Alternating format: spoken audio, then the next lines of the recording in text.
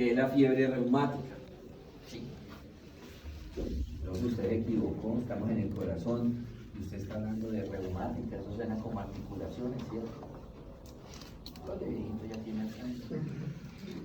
Muy bien. La fiebre reumática, también llamada endocarditis bacteriana, ¿sí? Es una enfermedad adquirida que se presenta especialmente, bueno, es producido por una bacteria que el nombre de la bacteria es Streptococcus beta hemolítico del grupo A, ¿sí? Ese Streptococcus, pues su nombre es tan largo, también es conocido en el bajo mundo como Streptococcus pyogenes. Streptococcus pyogenes. ¿De dónde sale ese Streptococcus? De las amigdalitis. ¿Sí? Entonces, ustedes saben que cuando un niño empieza a estudiar, ¿le empiezan qué? Las alergias. No. ¿Quiénes son madres acá? ¿Ninguna? ¿Usted qué es padre?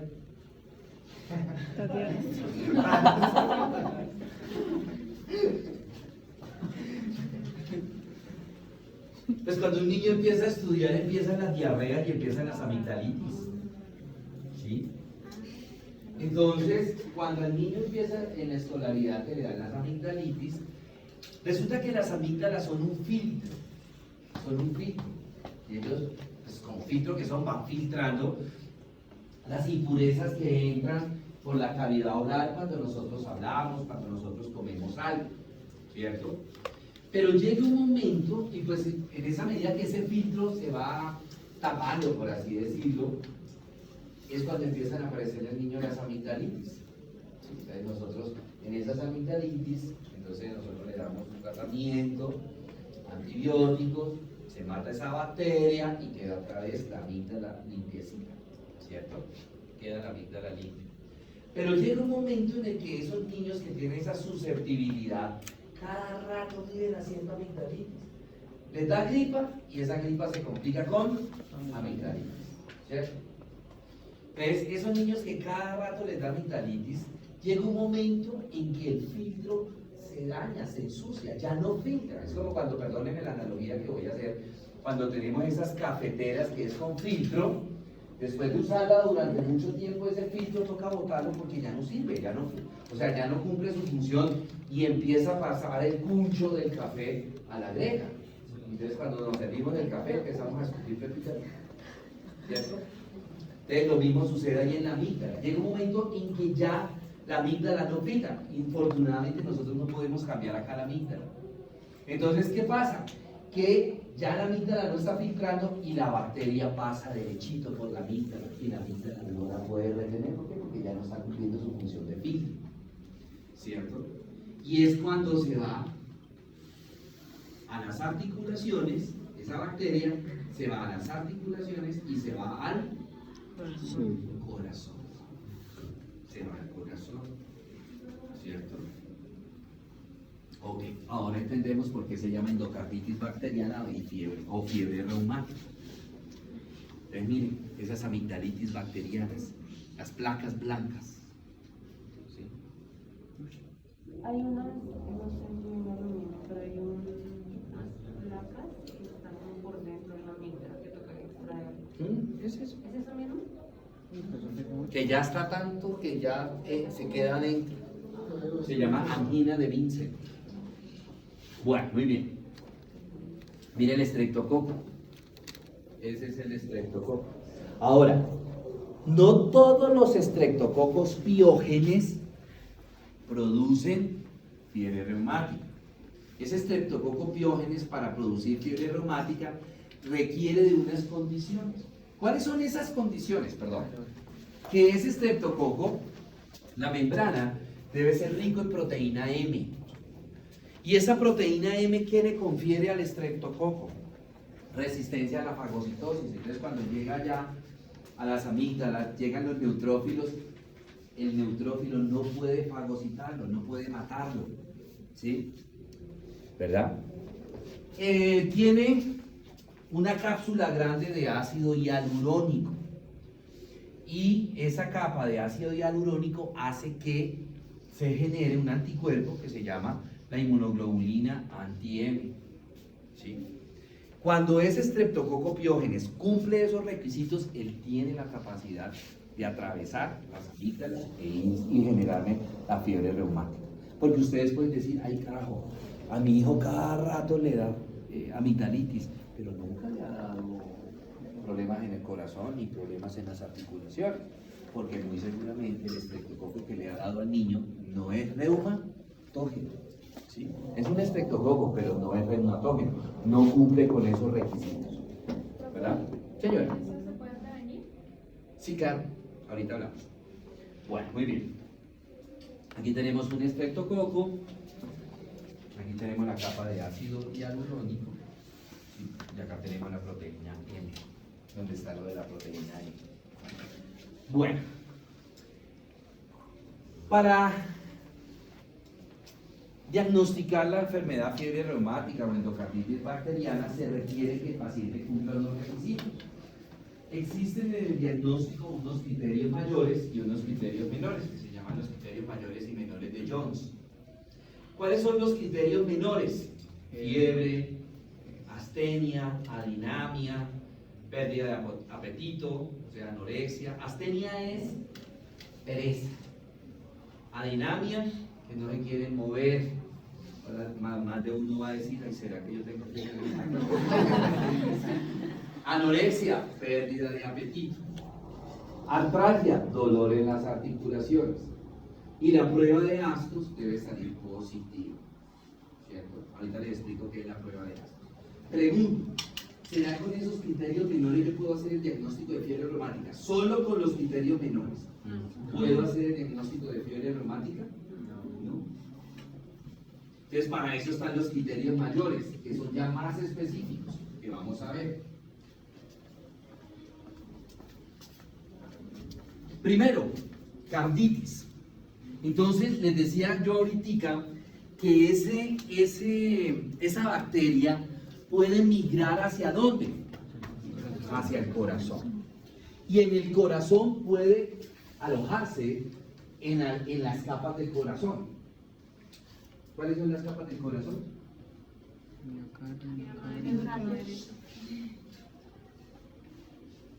¿Cuáles son? ¿Cuáles son las capas del corazón?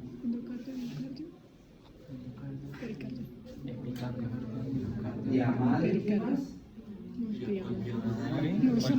Stop. Diamadre,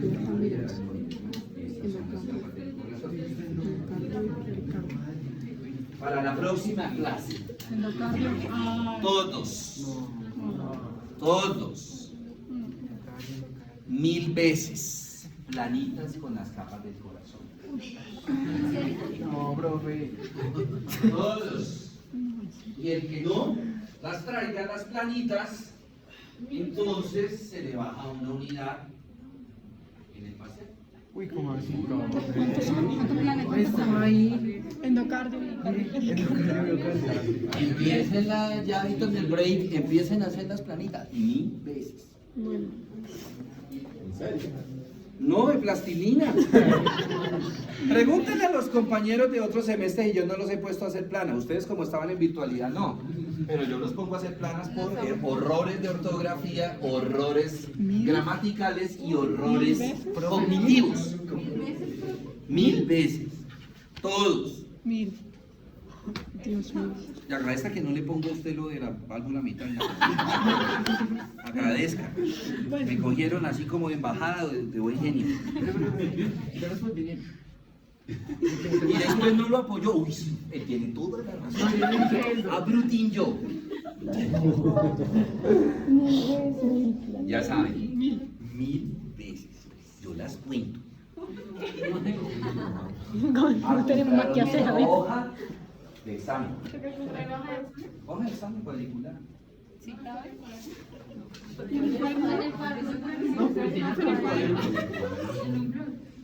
Yo me llevo las planas, si me llevo un cuaderno, después no me vaya pidiendo eso.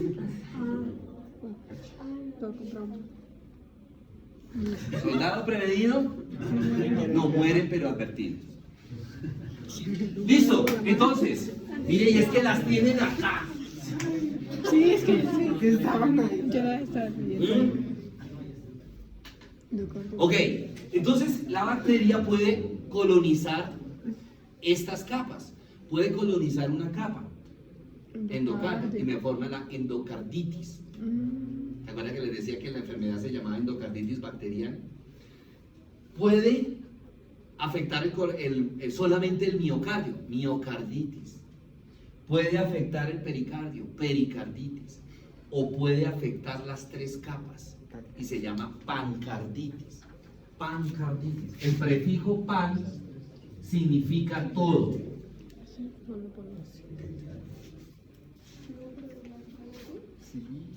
El prefijo pan significa todo. Itis es ¿qué? Inflamación. Entonces, ¿qué quiere decir pancarditis? Se inflama todo el corazón. ¿Sí?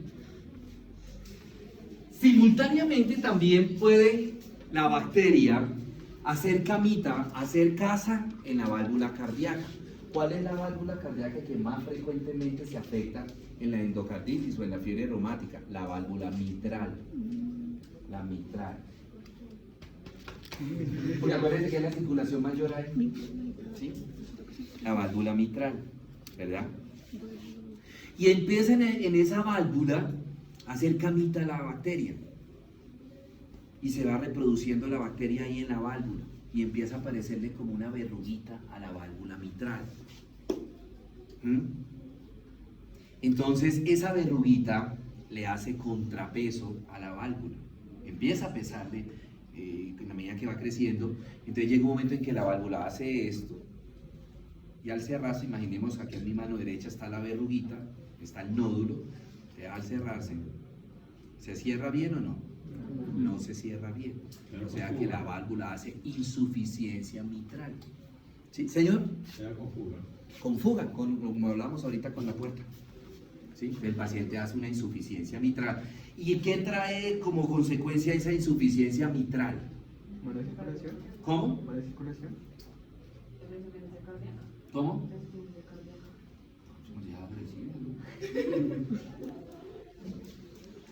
¿Qué trae como consecuencia esa insuficiencia mitral? ¿Cómo? ¿La filtración? ¿Cómo? La dilatación de la válvula. ¿Que sigue expandiendo? ¿Cómo? ¿Que sigue expandiendo? Hay que haber una sangre que se quiere devolver y otra que quiere pasar. ¿Qué me genera? ¿Y eso qué me genera? Analizar. Un soplo cardíaco. Bueno, esa verruguita que aparece en la válvula recibe el nombre de nódulo de Aschoff. Sí, miren acá. Nódulo de Aschoff. Ahorita les muestro cómo se escribe Aschoff. Miren acá. Nódulo de Aschoff.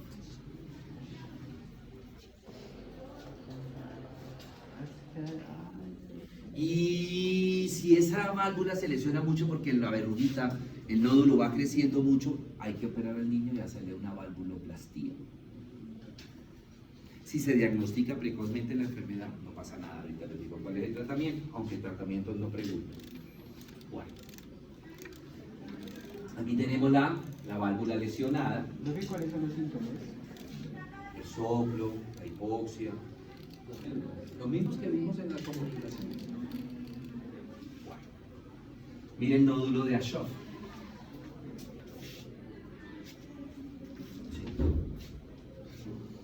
¿Correcto? Aquí, bueno, aquí es el nódulo microscópicamente. Este es el nódulo, ¿cierto? Y aquí vemos la parte del nódulo, la válvula. Muy bien. La valvulitis, que ya dijimos que se afecta principalmente, ¿qué válvula? Mitral. Otro criterio mayor, la poliartritis, cuando la bacteria migra ¿a dónde? A las articulaciones. ¿Cuáles articulaciones afecta principalmente? La articulación de las rodillas, de los tobillos, codo y muñecas, ¿cierto? ¿Se empieza a destrozar qué? ¿O se empieza a lesionar qué? La bacteria empieza a lesionar qué? La cápsula articular. y luego que lesiona la cápsula articular, la membrana sinovial.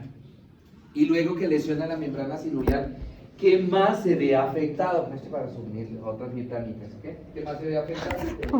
Se lesiona la membrana sinovial. ¿Usted dónde vive? ¿Bogotá? Búsquelo en Bogotá, no.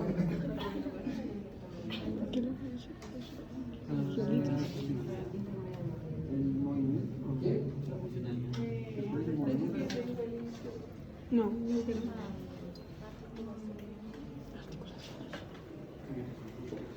Segunda semana del semestre pasado.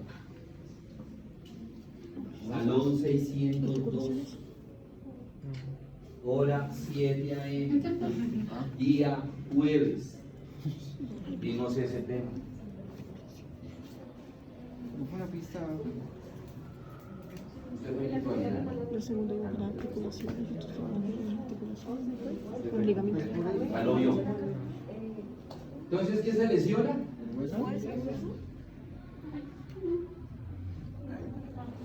Recordamos, antes de que se lesione toda la articulación, ¿qué se lesiona?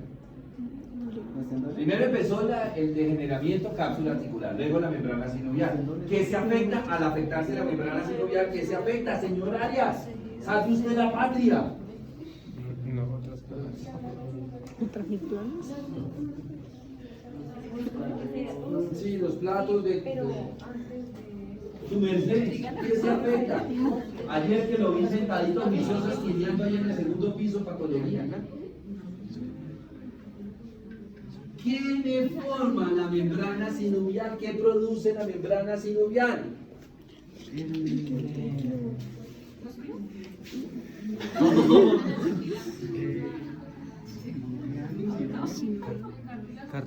No.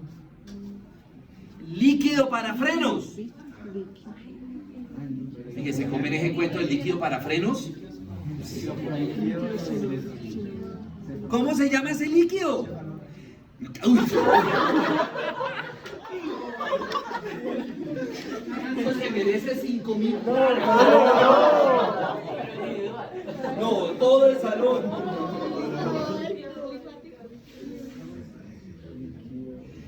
La membrana que se lesiona se llama membrana sinovial, que produce un líquido que se llama ¿cómo? Líquido sinovial.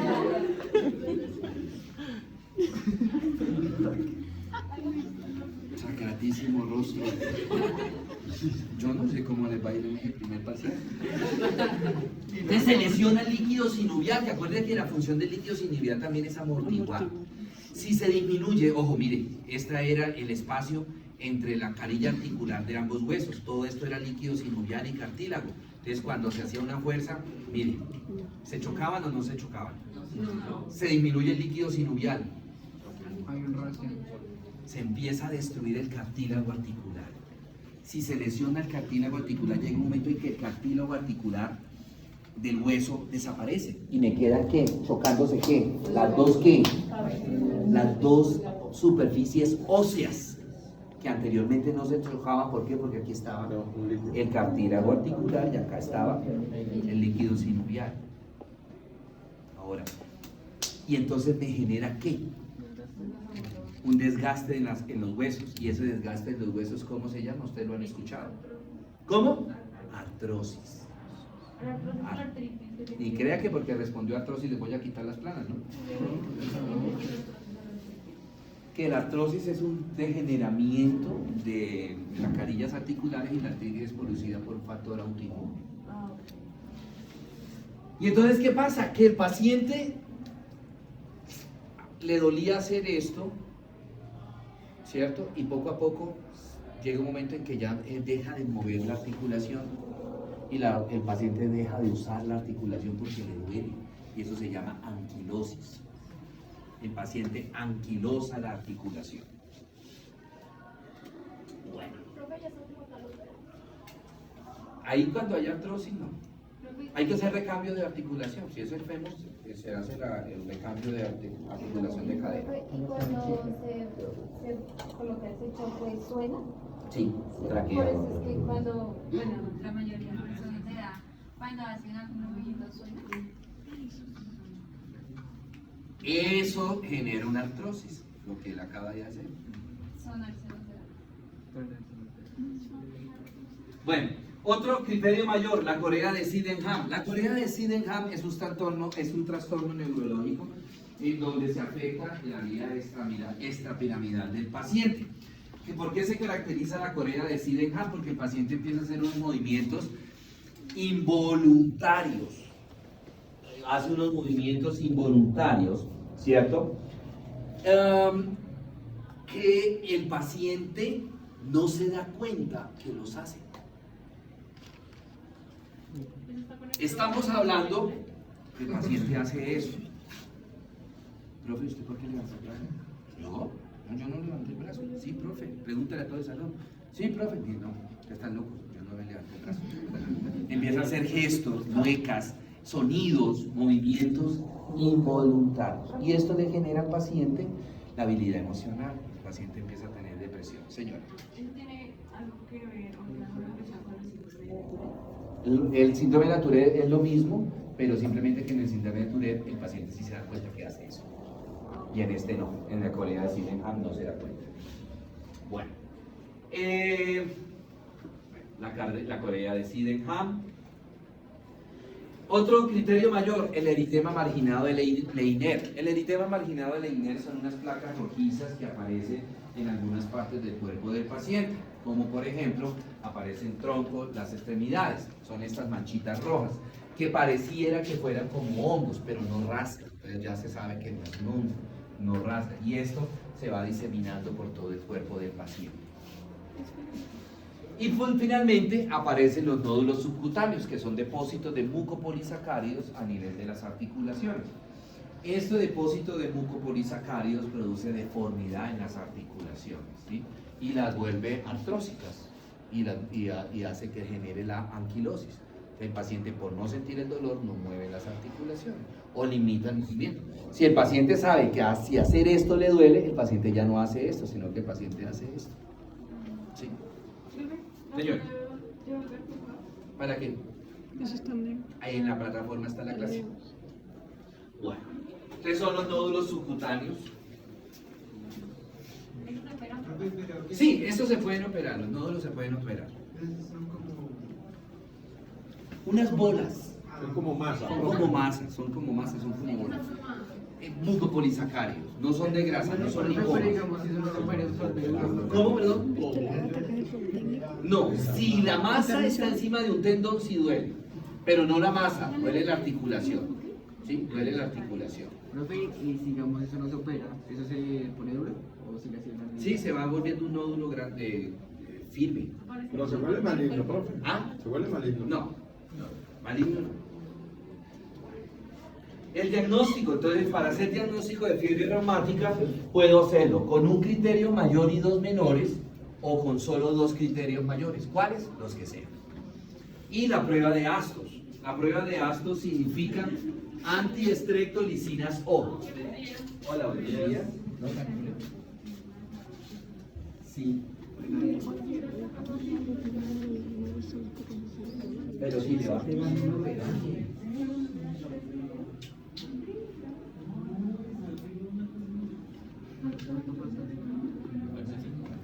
O sea, las 11:20, ¿no? 11 algo, sí, 11:20. Yo quisiera preguntarle a planas que nos toca hacer. Ok, Astos significa antiestreptolicinas O. Esta prueba se manda. El valor normal es hasta 200 unidades TOT. Entonces, si el paciente tiene 250 unidades TOT, ya tiene un criterio menor. Entonces busco otro criterio menor y un criterio mayor y hago el diagnóstico de fiebre reumática. Bueno, muy bien. Ok, preguntas, dudas, inquietudes.